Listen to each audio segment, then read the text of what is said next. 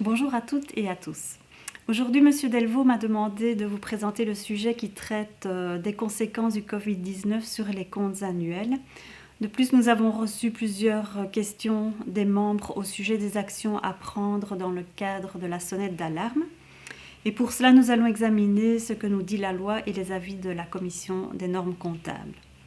Alors, dans un premier temps, le Code de droit économique nous dit que lorsque nous constatons auprès de nos clients des faits graves et concordants susceptibles de compromettre la continuité de leur activité économique, nous avons l'obligation d'en informer l'organe d'administration par écrit et de manière circonstanciée. C'est l'article 20-23, paragraphe 3 du Code de droit économique qui le prévoit. Ensuite, au niveau du Code des sociétés et associations, celui-ci prévoit que lorsque des faits graves et concordants sont susceptibles de compromettre la continuité de l'entreprise, l'organe d'administration est tenu de délibérer sur les mesures qui devraient être prises pour assurer la continuité de l'activité économique pendant une période minimale de 12 mois. Ça, c'est l'article 5.2 du CSA qui le prévoit. Alors, suite à la disparition du capital, la loi prévoit pour les SRL et sociétés coopératives que lorsque l'organe d'administration constate qu'il n'est plus certain que la société, selon les développements auxquels on peut raisonnablement s'attendre, sera en mesure de s'acquitter de ses dettes au fur et à mesure de leurs échéances pendant au moins les 12 mois suivants, il doit convoquer l'Assemblée générale à une réunion à tenir dans les 2 mois de la date à laquelle cette situation est constatée ou aurait dû l'être, en fonction des dispositions légales ou statutaires, en vue de décider de la dissolution de la société ou de mesures annoncées dans l'ordre du jour afin de s'assurer de la continuité de la société. La question se pose pour les dirigeants de savoir comment établir un plan financier et un plan de trésorerie, alors que subsistent énormément d'incertitudes, notamment sur la durée du confinement et les répercussions financières. Il y aura lieu d'examiner l'impact des effets de l'épidémie sur le compte d'exploitation, des mesures d'aide régionales et fédérales, et nous conseillons de rester prudents et de ne tenir compte que des éléments qui sont confirmés, des risques de perte de créances commerciales, de provisions pour charges éventuelles à constituer, telles que des indemnités de rupture de contrat, etc., mais également des reports de paiement, des dettes bancaires, fiscales, charges sociales, etc. Alors, compte tenu de cela, 2 cas peuvent se présenter. Soit l'entreprise, compte tenu d'une reprise des activités, permet de respecter ces échéances. La continuité est alors justifiée. Les règles d'évaluation sont dès lors maintenues dans une perspective de continuité et l'organe d'administration expose dans un rapport spécial les mesures qu'il propose pour assurer la continuité de la société. Cela s'accompagne donc du budget, du compte d'exploitation et de trésorerie. Alors, deuxième possibilité, la société étant déjà en difficulté avant la crise du Covid-19, cette crise ne fait que augmenter les difficultés et donc l'organe d'administration décide de renoncer à la poursuite des activités et propose donc la dissolution. Dans ce cas, les règles d'évaluation doivent être adaptées. En cas de cessation, les règles suivantes doivent être appliquées. Donc, les frais d'établissement doivent être intégralement amortis. Les immobilisations et actifs circulants doivent faire, le cas échéant, l'objet d'amortissement ou de réduction de valeur additionnelle pour ramener la valeur comptable à la valeur probable de réalisation. Et des provisions sont constituées pour faire face aux charges inhérentes à la cessation des activités. Le patrimoine de l'entreprise est ainsi présenté dans la situation de discontinuité dans laquelle elle se trouve. Et ceci permet aux parties prenantes de vérifier si l'entreprise pourra respecter ses engagements tels que le remboursement de ses dettes, le paiement des indemnités de rupture, etc. Alors, qu'en est-il de la répercussion de ces décisions sur la présentation des comptes annuels ? Donc là, nous allons faire référence à l'avis de la Commission des normes comptables 2018/18 relatif aux règles d'évaluation en cas de cessation des activités d'une société. Cet avis mentionne les règles d'évaluation imposées en cas de cessation des activités ne peuvent pas être appliquées lorsque la cessation des activités résulte d'un événement qui s'est produit après la date du bilan, mais avant le moment où ces comptes annuels sont établis et qui n'est pas directement lié à une situation qui existait déjà à la date du bilan. L'obligation de toujours donner dans les comptes annuels une image fidèle du patrimoine, de la position financière et du résultat de l'entreprise nécessite toutefois que l'organe d'administration mentionne ces faits dans l'annexe et y indique que ces faits ont conduit ou conduiront à la cessation des activités dans une période de 12 mois à compter de la date de clôture de l'exercice. La Commission recommande alors que l'organe d'administration y inclut également la situation active et passive établie suivant les règles d'évaluation applicables en cas de discontinuité. Donc pour une clôture des comptes au 31 décembre 2019, la décision de liquider la société suite aux événements liés au Covid-19 n'aura pas de répercussions sur les comptes, mais les annexes reprendront la situation tenant compte des règles comptables de discontinuité. Par contre, pour une clôture des comptes postérieure au 18 mars 2020, les comptes annuels seront établis dans un contexte de discontinuité.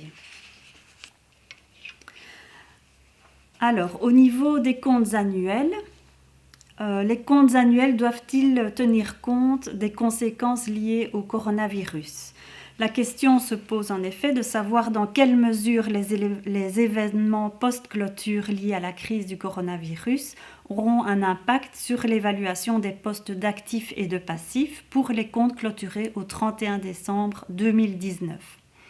En effet, l'épidémie de Covid-19, étendue au niveau mondial, n'était pas une situation existant au 31 décembre 2019 et l'arrêté ministériel portant des mesures d'urgence pour limiter la propagation du coronavirus date du 18 mars 2020. Nous pouvons nous référer sur 2 avis de la Commission des normes comptables publiés antérieurement. Notamment l'avis 2019-04 qui traitait des conséquences du Brexit sur le reporting financier.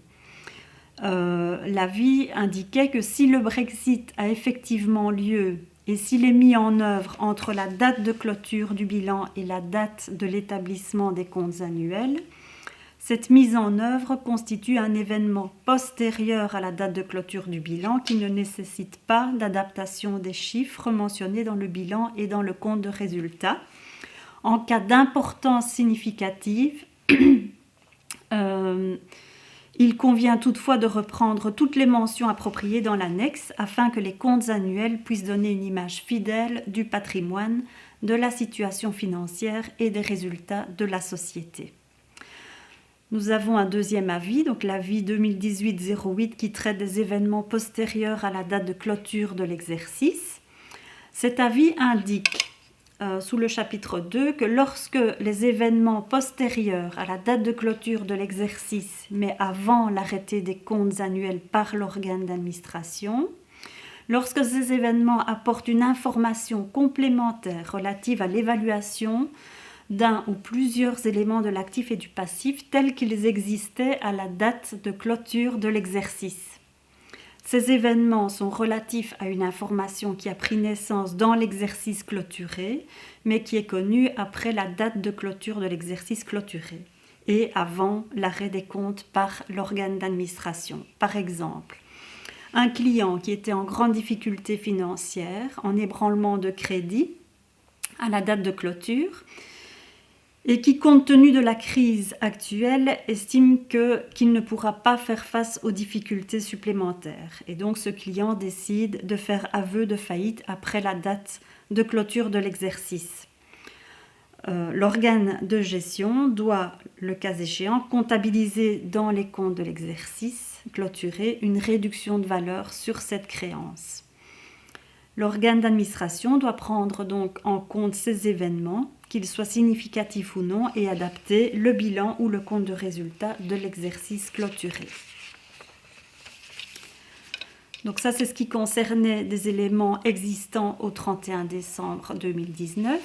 Le chapitre 3 de l'avis 2018-08 traite des événements postérieurs à la date de clôture de l'exercice qui apportent une information relative à l'évaluation d'un ou plusieurs éléments de l'actif ou du passif, tels qu'ils existaient, cette fois-ci, après la date de clôture de l'exercice. Ce sera notamment le cas donc pour les sociétés qui clôturent leur exercice comptable au 31 décembre 2019 et qui subissent des conséquences du Covid-19.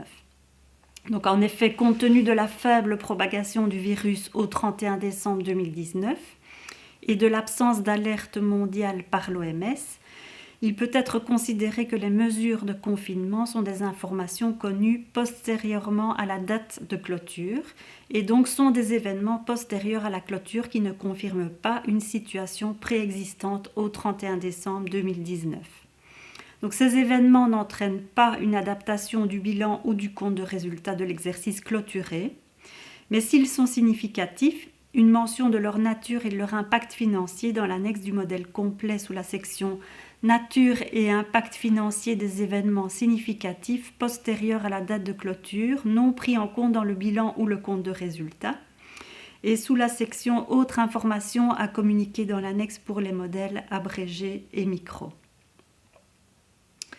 Alors, si l'impact financier ne peut être évalué, l'organe d'administration doit, de l'avis de la commission, le justifier dans l'annexe.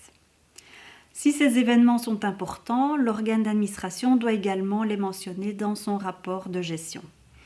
Alors, des exemples de conséquences liées à l'épidémie du Covid-19 pouvant faire l'objet d'une information au titre d'événements postérieurs à la clôture des comptes annuels sont la diminution des ventes suite à la fermeture de l'établissement, une interruption de la production, la mise au chômage temporaire du personnel, l'obtention d'un plan d'appurement de dettes bancaires, fiscales ou de cotisations sociales, l'obtention de primes régionales, etc.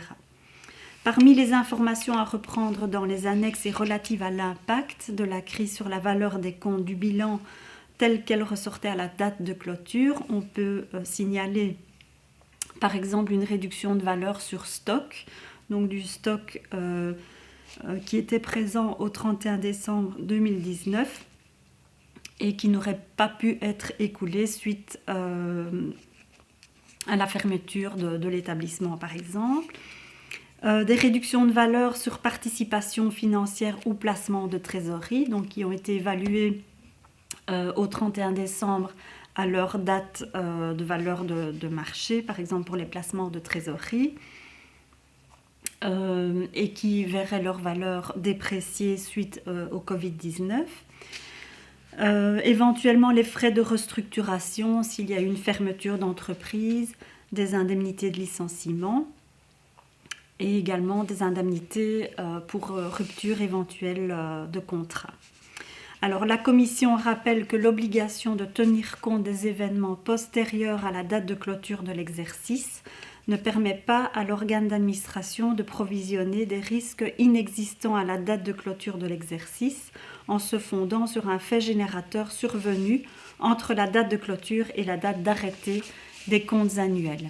Ainsi, une société ne peut pas provisionner des charges futures inhérentes à une réorganisation de la société décidée après la clôture de l'exercice. Il en est de même pour les frais futurs inhérents à un litige important résultant uniquement d'événements intervenus postérieurement à la date de clôture de l'exercice et relative à une situation qui n'existait pas à la date de clôture de l'exercice. Voilà, je vous remercie pour votre attention.